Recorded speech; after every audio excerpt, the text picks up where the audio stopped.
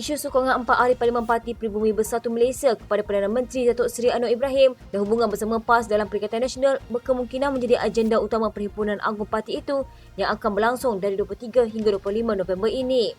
Penganalisis politik dari Akademi Penyelidikan Strategik Nusantara, Dr. Azmi Hassan berkata, pihaknya melihat isu sokongan 4 ahli parlimen itu akan digunakan untuk memperkuatkan parti itu. Katanya, atau lebih tepat lagi kepimpinan bersatu itu sendiri. Kerana nanti di sebelah satu lagi, parti politik memimpin kerajaan adalah 4 ahli parlimen ini hilang kepercayaan kepada kepimpinan bersatu sedia ada. Jadi Perhimpunan Agung Bersatu ini akan digunakan sehabis-habisnya untuk mempamerkan mereka bersatu dan 4 ahli parlimen ini dikatakan derhaka mengenai perjuangan bersatu. Naratifnya akan dijual dan digunakan semasa perhimpunan demi mempamerkan kepimpinan bersatu ini tetap utuh dan kuat dalam hal ini. Setiausaha Agung Bersatu Datuk Seri Hamzah Zainuddin sebelum ini berkata, perkara itu diputuskan pada mesyuarat Majlis Pimpinan Tertinggi Parti yang dipengungsikan Presidennya Tan Sri Muhyiddin Yassin. Mengulas lanjut, Azmi berkata, perhimpunan itu juga akan membincangkan mengenai PAS yang dilihat banyak membuat keputusan tanpa memikirkan bersatu sebagai rakan dalam PN. Beliau berkata umpamanya tindakan PAS melantik bekas Perdana Menteri Tun Dr. Mahathir Mohamad sebagai penasihat tidak rasmi kepada 4 kerajaan negeri ditadbir oleh parti itu. Katanya itu adalah salah satu agenda yang saya pasti akan dibincangkan. Hubungan bersatu dan PAS itu sendiri dikatakan akan menjadi perbincangan yang agak hangat kerana strategi mereka sekarang adalah menguatkan bersatu. Bukan sahaja untuk menguatkan bersatu dan daripada serangan belah parti pemimpin kerajaan, tetapi juga persepsi negatif bahawa PAS adalah kingmaker dalam PN. Seorang peguam yang mewakili Majlis Agama Islam Kelantan mencadangkan supaya ahli parlimen mempertimbangkan untuk meminda Perlembagaan Persekutuan sekiranya Mahkamah Persekutuan memutuskan untuk membatalkan 18 kesalahan syariah dalam enakmen negeri itu. Yusuf Fariza Yusof yang mewakili Jabatan Hal Ehwal Agama Islam Kelantan berkata demikian berdasarkan hipotesis bahawa Mahkamah Tertinggi negara itu memihak kepada cabaran tersebut. Peguam itu berkata bahawa kebimbangan rakyat perlu diambil kira oleh wakil rakyat sekiranya Mahkamah Tinggi Negara memihak kepada petition. Katanya jika buntu keputusan Mahkamah Persekutuan memihak petition, maka kita perlu jika perlu meminda Perlembagaan Persekutuan. Sekiranya timbul situasi hipotesis, kita perlu meminda perlembagaan kerana kita perlu mendengar suara rakyat.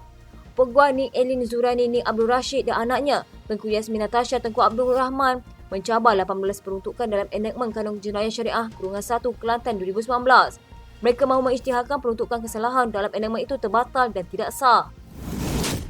Dalam ucapan sulungnya sebagai Perdana Menteri setahun lepas, Datuk Seri Anwar Ibrahim berikrar menyelesaikan masalah membelenggu rakyat termasuk akibat kenaikan kos hidup selain menekankan tata kelola baik dalam pentadbirannya dengan melawan rasuah. Walhasil selepas setahun berlalu, Anwar bersama Barisan Kabinet Kerajaan Perpaduan dilihat membuat kemajuan ketara dalam mendapati pelbagai cabaran dalam negara serta di peringkat global untuk membawa Malaysia kembali ke landasan menuju sebuah negara maju. Antara langkah dilakukan Anwar selepas mengangkat sumpah sebagai Perdana Menteri pada 24 November 2022 mengumumkan untuk menolak gaji bagi jawatan itu selain mengesahkan Jemaah Menteri Kerajaan Perpaduan bersetuju memotong gaji sebanyak 20% setiap bulan sehingga ekonomi pulih. Keputusan itu kata Anwar adalah langkah pertama bagi memulihkan keyakinan rakyat terhadap kerajaan pimpinannya sekaligus berusaha memahami keperitan dan kepayahan rakyat yang masih bergelut dengan cabaran kewangan dan sosial susulan kos sara hidup semakin tinggi. Selain itu, mewarisi hutang negara mencecah 1.5 trilion ringgit ketika mengambil alih kepimpinan negara. Anwar berdepan pelbagai likutan sendiri bagi menghasilkan pencapaian cemerlang dalam masa setahun perkhidmatannya sebagai Perdana Menteri terutama dalam tempoh pasca pemulihan COVID-19. Anwar yang juga Presiden PKR juga cukup pantang dengan ramalan rasuah dan disebabkan itu seawal mentadbir negara. Perkara pertama dilakukannya ialah mahu melaksanakan reformasi tata kelola pentadbiran dan membantras rasuah habis-habisan menjadikan ramai yang gerut.